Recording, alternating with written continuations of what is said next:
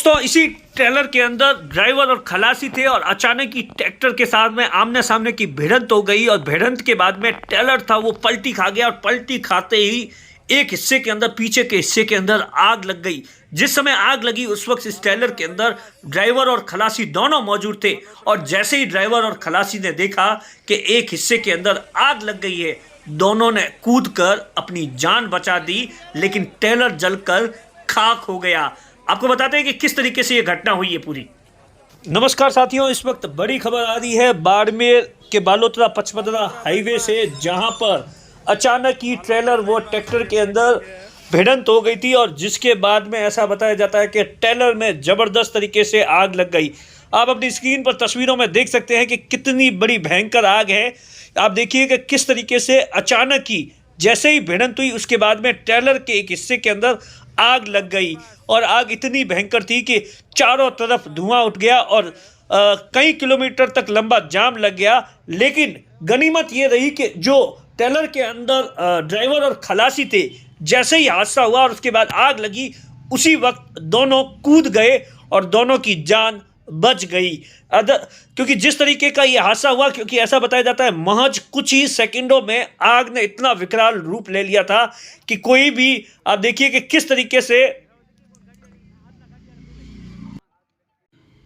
चंद मिनटों के अंदर ट्रेलर है वो जलकर खाक हो गया। लेकिन जिस तरीके से जो ड्राइवर और जो खलासी थे उन्होंने जैसे ही देखा कि हादसा हो गया है और उसके बाद उन्हें लग गया कि गाड़ी के पीछे के हिस्से के अंदर आग लग गई है, दोनों ने कूदकर अपनी जान बचा दी। और गनीमत यह रही कि पूरा ट्रेलर तो जलकर राख हो गया लेकिन दोनों की जान बच गई।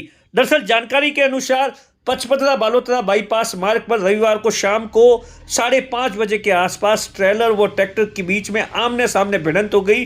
भिड़ंत इतनी तेज थी कि ट्रेलर पलट गया और उसमें भयंकर आग लग गई।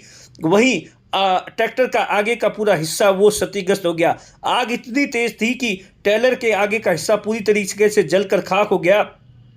दमकल की सूचना मिलने पर दमकल फायर ब्रिगेड पहुंचे तो तुरंत फायर ब्रिगेड से आग पर काबू पाया गया।